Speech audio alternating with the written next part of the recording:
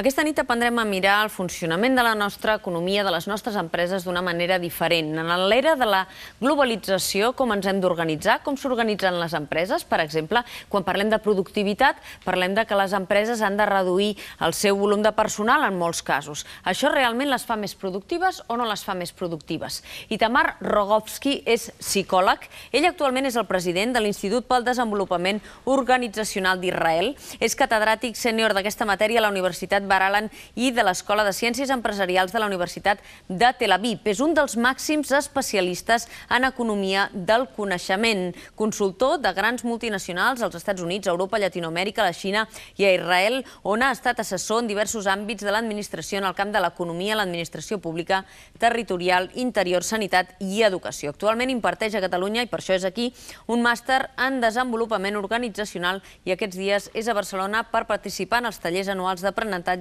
sobre economía del coneixement promoguts per la Fundació Cercle pel Coneixement. Bienvenido, Itamar Rogovski, a la Nit del Día. ¿Dónde nos ha llevado la globalización? ¿Nos ha llevado a organizar, a tener grandes empresas fuera del alcance de la racionalidad? ¿A qué nos ha llevado y en qué puntos deberíamos corregirnos? Bueno, comencemos por la globalización, esta globalización. Esta globalización incluye solo un cuarto de la población mundial.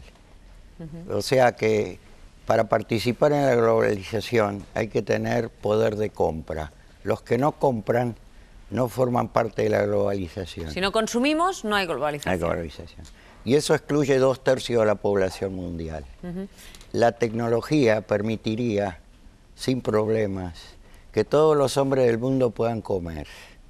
Para eso hay que organizarse de distinta manera y tener una economía basada en otros principios. El principio de la economía así llamada globalizada, ¿Sí? pero que no lo es, como ya estamos viendo, solamente parcialmente globalizada, no es el consumo, es el consumismo.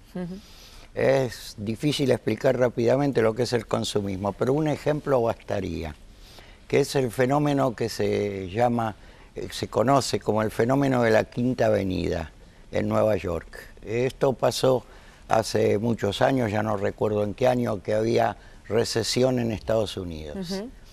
Entonces la gente pasaba por la Quinta Avenida y no compraba. Esto no es sorprendente, pero lo que puso alarmas es que la gente pasaba por la Quinta Avenida, no compraba, por supuesto no tenía dinero para comprar, pero se reía de sí misma y decía qué estúpidos fuimos todos los años, que cada año cambiábamos los productos solo porque se cambiaron los colores de los botones de la televisión o por algún perfeccionamiento muy marginal del producto, etcétera. Pero cuando a usted le llaman desde las multinacionales, cuando le llaman que les asesore sobre cómo cambiar la manera de organizarse, ¿qué les propone? ¿Qué les dice? ¿Cómo hay que cambiar la lógica en el modo que se organizan las grandes empresas? Bueno, cuando me llaman es porque tienen algún otro tipo de visión del mundo y de la economía. Son empresas que pusieron en su bandera no despedir a la gente, ser ecológicas, no estar basadas en el consumismo, no ser competitivas en el sentido de simplemente competir bajando los precios. En fin, es un conjunto complejo de elementos que forman las características de la nueva economía, así llamada economía del conocimiento. Usted antes me decía un síntoma, cuando una empresa empieza partiendo de su presupuesto en vez de partir de los objetivos. ¿Ese sería un parámetro a considerar? Claro, los parámetros son varios, pero claro, el análisis hay que hacerlo, sería sin presupuesto, sin estructura, sin objetivos, sin ¿jerarquías? Sin jerarquías. O sea, es otro modelo de cómo organizarse. Pero si no hay objetivos, ¿qué hacemos con la empresa? Hay visión, hay objetivos. El objetivo es lo que conduce la empresa adelante, no objetivos de competitividad inmediata. De competitividad inmediata. Y paradójicamente, finalmente estas son las empresas más exitosas y más competitivas. ¿Y esto es aplicable? En términos de resultados. Usted ahora hablaba de la jerarquía, ¿no? Nosotros todos tenemos por encima a alguien que manda más y alguien que manda más y alguien que manda más hasta que llegamos al tope, ¿no? A la persona que toma las decisiones estratégicas o el consejo de administración o lo que sea. ¿Esa no es manera de funcionar? Bueno, los que piensan como yo, no. Eso entró en la literatura con el nombre de organizaciones dinosaurio. Organización dinosaurio, o sea, la abandonamos. ¿Y qué hacemos? La construimos distinta en el sentido que son más transversales, ¿sí? Están basadas en pequeñas unidades autónomas de negocio que tienen la posibilidad de estructurarse y desestructurarse como si fuera un Lego, como si fuera un rompecabezas, y que de acuerdo a las necesidades se crean equipos de trabajo específicos. Se crean equipos de trabajos específicos, se combinan de distinta manera y la gente vive entonces en otra cultura donde la incertidumbre ya no amenaza, digamos así, o no amenaza tanto y de esta manera también tienen una mayor participación en las decisiones. Ahora, la diferencia también es de que una cosa es decir que tengan la sensación que participan en las decisiones y otra de que se los deje participar. Es otra visión de qué es la motivación de la gente. En esta visión, la motivación de la gente es estar orgulloso de lo que hacen, sentir que trabajan para la sociedad, sentir de que ellos toman las decisiones en las áreas que son de su competencia y no estos programas de motivar a la gente como si fuera un marketing interno. Estos cursillos que se hacen a los equipos directivos altos y medios para aprender a manejar a la gente, ¿no? Como si fueran a veces piezas de un puzzle que hay que saber encajar. Bueno, esto no pasa en estas empresas de la economía del conocimiento, pero esta es la forma típica, en el mejor de los casos, la forma típica como se comportan los dinosaurios. Porque si hablamos de cómo se trata a la gente, entonces hay distintas etapas. La primera etapa nos tratan y nos compran como fuerza de caballo, o sea, nos compran el músculo. Sí. En la segunda etapa nos tratan como a las máquinas, o sea, si a las máquinas hay que aceitarlas, ventilarlas, a nosotros también hay que aceitarnos, ventilarnos. En un tercer periodo nos tratan mejor que a las máquinas, pero pasamos a ser capital ahora. No somos seres humanos, somos el capital humano. O sea, somos importantes para la empresa porque somos capital. Y recién en la última etapa, que es esta de la economía del conocimiento, que hay una etapa más, que enseguida lo puedo exponer, en esta última etapa los hombres somos la organización. Y nosotros no somos capital de la organización, ni la mano de obra, ni la inteligencia, ni la máquina. La empresa Dinosaurio tiene por modelo una máquina.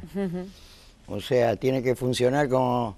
es una empresa que tiene que funcionar como un instrumento perfecto de relojería. ¿Y cómo encaja a la economía del conocimiento? ¿A dónde nos llevaría esa organización concebida en esa globalidad que usted está apuntando, con un sistema educativo que está primando sistemáticamente el escalar por una escalera que nos llegue a la máxima responsabilidad jerárquica por la cual estar en un despacho nos da poder para imponer criterios aunque no se compartan con la gente que está debajo? Bueno, la educación va a tener que cambiar. Efectivamente, la educación no... La existente, el sistema, y esto pasa en prácticamente todos los países, el sistema compartamentalizado de disciplinas separadas, de objetivos, digamos así, de conocimiento que no es el conocimiento del que nosotros hablamos. En realidad hasta hoy día nadie sabe lo que es el conocimiento. Hay diversas definiciones, las en uso no son las nuestras. Esto va a tener que cambiar, y las universidades sobre todo. Ahora, eso no se lo digo yo.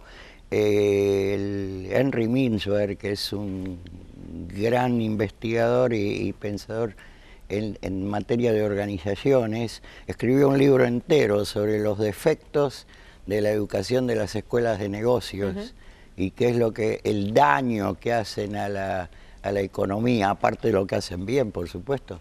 Y dígame, ¿eso cómo se encaja desde los gobiernos? Cuando a usted le llaman como asesor en el gobierno de Israel o en otros casos, en el campo de la política, ¿esa teoría de la economía del conocimiento cómo se aplica?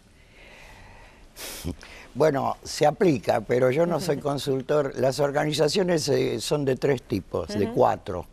Una son las primarias, son la familia, eso es un sistema, también se puede revisar en términos sistémicos. Las otras son las secundarias, que son con las empresas.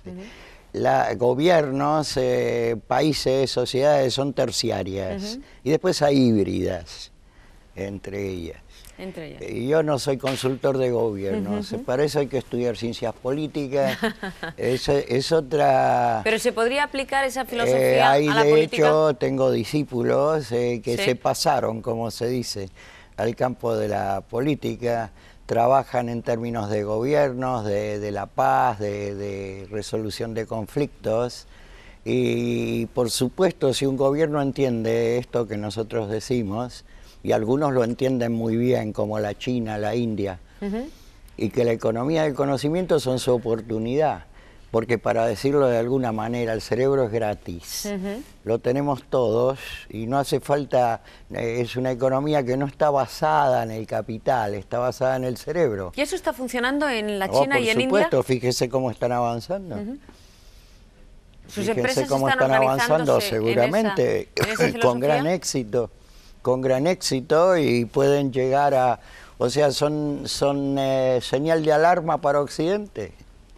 Finalmente, al empezar decía que una de las cosas que le hemos leído a Itamar Rogovsky, es decir, en ese planteamiento de la economía del conocimiento, cuando hablamos de estructuras funcionariales tan jerárquicas, eso tiene los días contados. En algunos países, como en Francia, estos días estamos viviendo en campaña, el funcionariado es realmente muy importante. Hay que cambiar el chip para la gente que está acostumbrada a buscar un trabajo fijo y a rendibilizar ese lugar de trabajo. Naturalmente. Mire, hay varios problemas. Primero que nosotros estamos acostumbrados a ver el trabajo ya empaquetado, envasado, como lo conocemos ahora. El ser humano trabajó siempre, y esto de que del envase de empleo, antes hubo muchas épocas que no había empleo. Ahora, muchas profesiones han desaparecido, la de calígrafo, por ejemplo, la de taquígrafo, la de otra. El funcionariato también es una profesión a desaparecer, no va a existir más.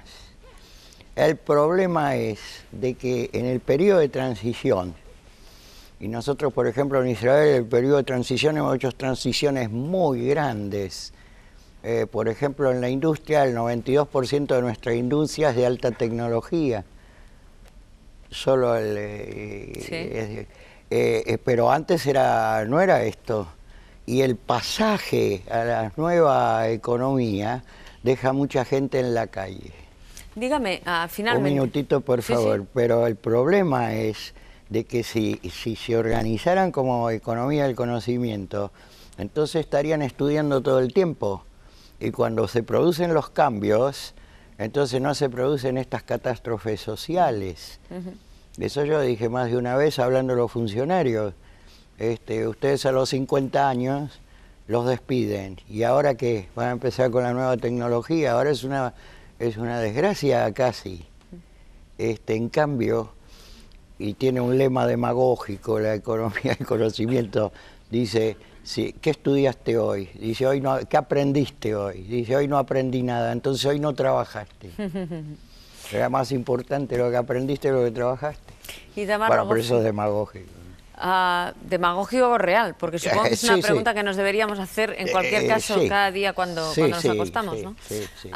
Una última pregunta. Los espectadores deben estar preguntándose, yo me hago esta pregunta, quizá ellos también, ¿qué empresas que tengamos presentes están aplicando esa economía del conocimiento tal como usted la está describiendo? Oh, claro, pero no como modelo completo, o sea, parcialmente. Si hablamos de las israelíes, tenemos a Keter, tenemos a Eden Spring, que trabaja en toda Europa, Keter trabaja en todo el mundo, a Converse.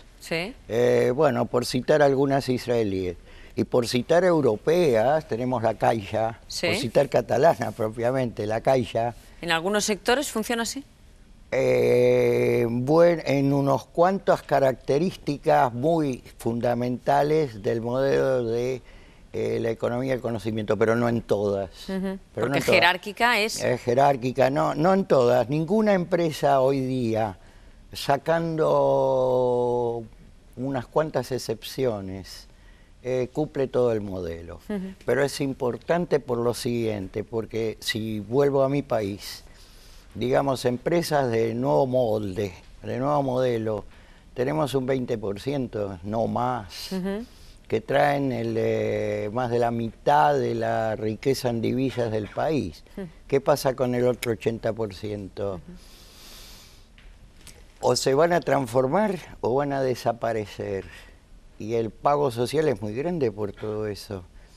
Porque no es que es una ideología, es los cambios que están produciéndose en todo el mundo y es la adaptación a las nuevas condiciones. Y el que no lo hace va a perecer, lamentablemente. Itamar Rogovski, un placer que nos haya puesto al día de una cuestión que muchas veces en el día a día y cuando contamos las informaciones econòmiques està muy lejos de la perspectiva que tenemos. Muchas gracias por acompañarnos. A usted, gràcies. Fem ara una pausa. Quan tornem ens retrobarem amb Gemma Ruiz. Gemma Ruiz ens ha d'explicar com ha anat l'estrena del Coronel Macià, de Josep Maria Forn, però també visitarem el Saló Internacional del Còmic perquè Toni Punt i Joan Palau s'hi han passat literalment la tarda per rescatar allò que és més significatiu, entre d'altres coses, la primícia mundial del nou Astèrix. Ara tornem.